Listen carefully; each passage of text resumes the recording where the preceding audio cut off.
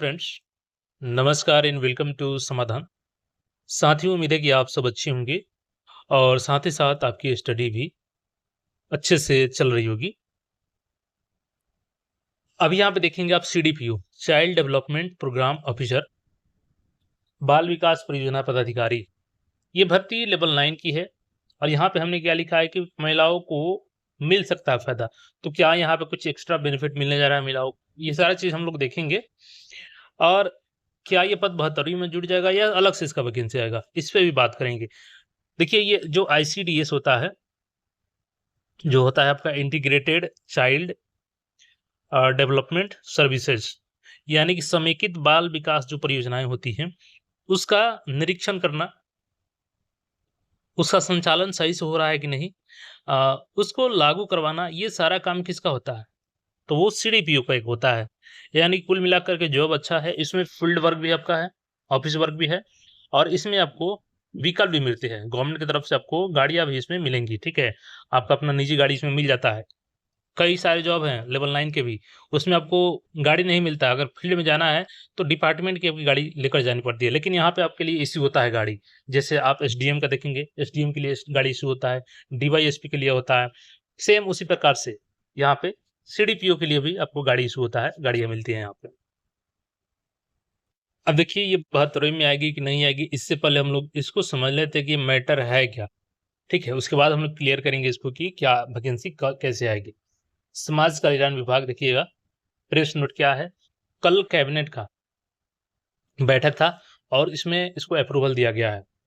बिहार बाल विकास सेवा संवर्ग के पदाधिकारी की नियुक्ति हेतु बिहार बाल विकास सेवा संवर्ग भर्ती एवं सेवा शर्त नियमावली 2015 गठित है। इस नियमावली की कंडिका 4 की उपकंडिका 1 के अनुसार संवर्ग के 25% पद, यानी कुल स्वीकृत पद कितने हैं? 544। और इसमें से पदों में से कितने? तो 136 पद किसके लिए हैं? तो 25% पद प्रमोशन सीटें के लिए हैं। अब प्रमोशन का कंडीशन इसमें, सॉरी, प्रमोशन का नहीं है ये। देखिए, यहाँ पे अधीनस्थ सेवा में से वरीयता सह योग्यता के आधार पर नियमित रूप से नियुक्त एवं कार्यरत पर महिला पर्यवेक्षक से भरे जाने का प्रावधान है। यानी कि जो नियमित रूप से नियुक्त महिला पर्यवेक्षिका हैं, उनकी वरीयता और योग्यता के आधार पर उसी क्रम के अनुसार इन 136 सीटों को भरे जाने का प्रावधान है नियमावली में। ये मतलब कि डायरेक्ट नहीं आ सकती है। अब लेकिन वर्तमान में क्या है कि जो नियमित महिला पर्यवेक्षिका हैं फीडर कैडर की, तो पर्याप्त संख्या इनकी उपलब्ध है ही नहीं, ठीक? अब पर्याप्त संख्या उपलब्ध नहीं होने के कारण जो भी चिन्हित पद है 100%, 136, ये सीटें फिल ही नहीं हो पा रही है। आप सेम कंडीशन देखिएगा सचिवालय में, बार बार सचिवालय सेवा संघ से मांग उठाया जा रहा था कि जो एएसओ की सीटें हैं उसको वन टाइम मेजर करते हुए जो 1000 प्लस है प्रमोशनल, उसको डायरेक्ट भर दिया जाए। कारण कि उसमें भी काफी कम संख्या में अभ्यर्थी फिल हो पा रहा है वो सीट।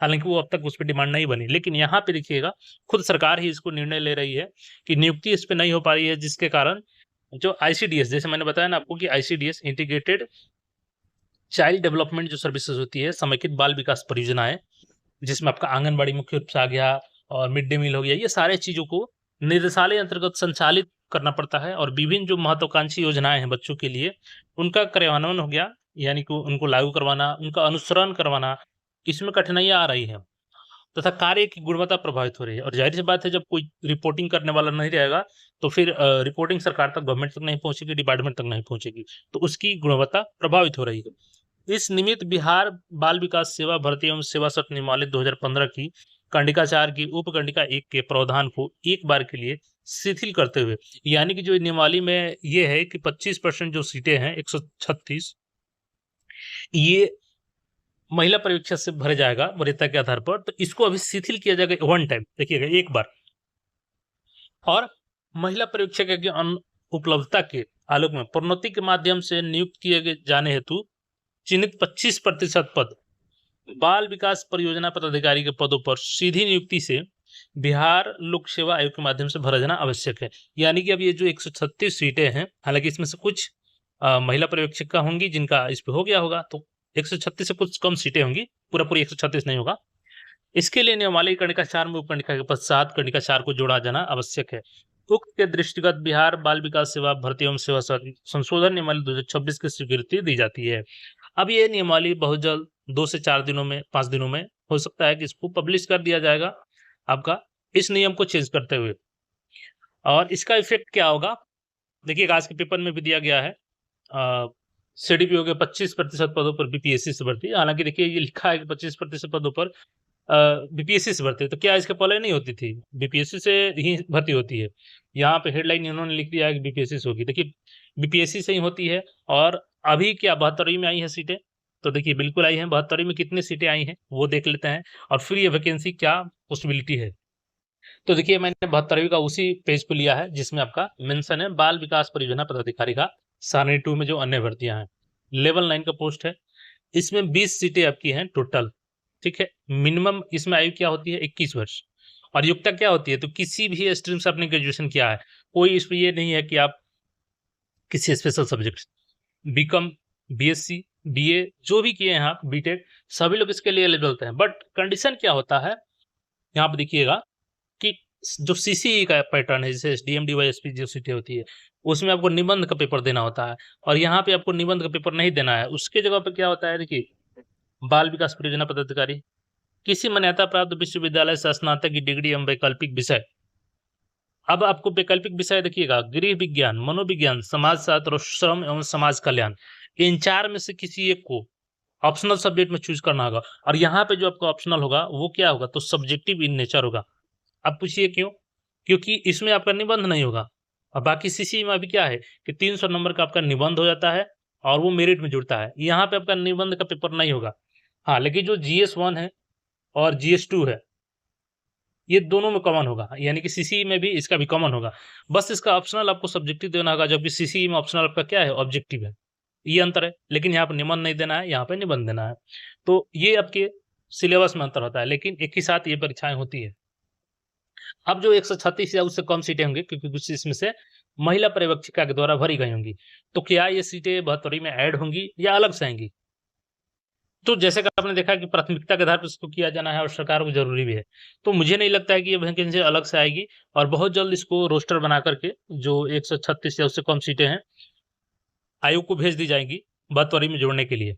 अब चूंकि डिपेंड करता है कि आयोग इसको क्या करती है, 72वीं में बात मानती है जोड़ने को लेकर के या इसको होल्ड करती है। देखिए सेपरेट तो मुझे कम चांस लग रहा है, या तो 72वीं में जुड़ेगा या 73वीं के लिए इसको होल्ड किया जाएगा, ठीक है, यही तो हो सकता है, क्योंकि सेपरेट वैकेंसी मुझे नहीं लगता है कि फिर से आयोग इस पे काम करेगी। तो मैक्सिमम तो चांस है कि 72वीं में जुड़ जाए, लेकिन 72वीं में नहीं जुड़ जाएगी तो 73वीं में होल्ड होगा, ठीक। अब अगर 72वीं में जुड़ती है तो क्या एग्जाम डेट आपका आगे बढ़ेगा, जो 26 जुलाई है। अब इसका कारण मैं क्यों बोल रहा हूँ, क्योंकि यहाँ पे आपका मैक्सिमम चांस है कि आपका फॉर्म को रीओपन किया जाएगा। अच्छा, एक और बात आपने समझा क्या? क्या इसमें महिलाओं को ये भी कंडीशन हो सकता है कि जो 136 सीटें हैं, चूंकि ये महिला कोटा का है ऑलरेडी, तो हो सकता है कि जब नियम चेंज किया जाए तो इसमें महिलाओं को ही दिया जाए सीटें पूरी की पूरी 136, या ये भी हो सकता है कि जब सामान्य रूप से इसको ऑर्डर किया जा रहा है तो उसमें मेल फीमेल का रोस्टर वाइज आरक्षण यहाँ पे जारी किया जाए। अब ये नियमावली में क्लियर होगा, ये यहाँ पर स्पष्ट नहीं है, लेकिन हो सकता है कि महिलाओं के यहाँ पे एज मिल सकता है इस सीट के लिए। बाकी नियमावली जैसे आएगी तो उसमें सारा चीज क्लियर होगा। अब यहाँ पे बात करते हैं कि 72वीं में ऐड होगा तो क्या डेट बढ़ भी सकता है। आपको याद होगा कि जो एजुकेशन डेवलपमेंट ऑफिसर है, सहायक शिक्षा विकास पदाधिकारी, एईडीओ, इसकी परीक्षा के लिए दिसंबर में एक नोटिस आयोग जारी की थी 25 में। और उसमें क्या बताया इन्होंने कि 5, चूंकि इन्होंने ऑलरेडी बताया था कि अंतर्गत सहायक शिक्षा विकास पदाधिकारी अभ्यर्थियों की संख्या अत्यधिक होने के कारण 3 चरणों में परीक्षा ली जाएगी। और इसमें ये बताया था कि पोर्टल को बिना अभ्यर्थियों की मांग पे ही दोबारा ये खोल दिए थे 5 दिसंबर से 12 दिसंबर, और एग्जाम डेट भी कब दे दिए थे? तो आपको जनवरी में ही, यानी कि आधे दिसंबर में फॉर्म भरवाते हैं और यानी कि जस्ट 1 महीना बाद आपका डेट रहता है एग्जाम का। तो इतने अभ्यर्थियों को जब ये मैनेज कर सकते हैं तो मैक्सिमम चांस है कि यहाँ पे भी 72वीं में इसको अगर समय से मिल जाती है तो ऐड कर लिया जाए, और हो सकता है कि आपका एग्जाम डेट चेंज ना हो। बट अब डिपेंड करेगा कि अगर ये पोर्टल ओपन कर देते हैं 72वीं में जोड़ने के बाद 1 सप्ताह या 2 सप्ताह के लिए, अगर अभ्यर्थियों की संख्या ज़्यादा बढ़ जाती है तो अब डिपेंड करेगा कि आयोग को लगेगा कि एग्जाम डेट पॉसिबल नहीं है 26 को, तो उस कंडीशन में आगे बढ़ सकती है। हालांकि यहाँ पे भी दो राय हो जाएगा आपका, कुछ लोगों को रहेगा कि जरूर बढ़ना चाहिए डेट, कुछ लोग रहेगा कि नहीं हमारी तैयारी है, होनी चाहिए। तो देखिए इस पे बहुत जल्द नियम स्पष्ट हो जाएगा, और जैसे ही नियम स्पष्ट होगा तो मैक्सिमम चांस है कि 72वीं में इसको भेज दिया जाए। उसी के अनुसार आपके एग्जाम डेट पे इफेक्ट पड़ सकता है, आवेदन के लिए पोर्टल ओपन हो सकता है। बाकी आपकी जो भी क्वेरी हो कमेंट करके पूछ सकते हैं। मिलते हैं फिर नए अपडेट में, चैनल को सब्सक्राइब करके जुड़े रहें। धन्यवाद।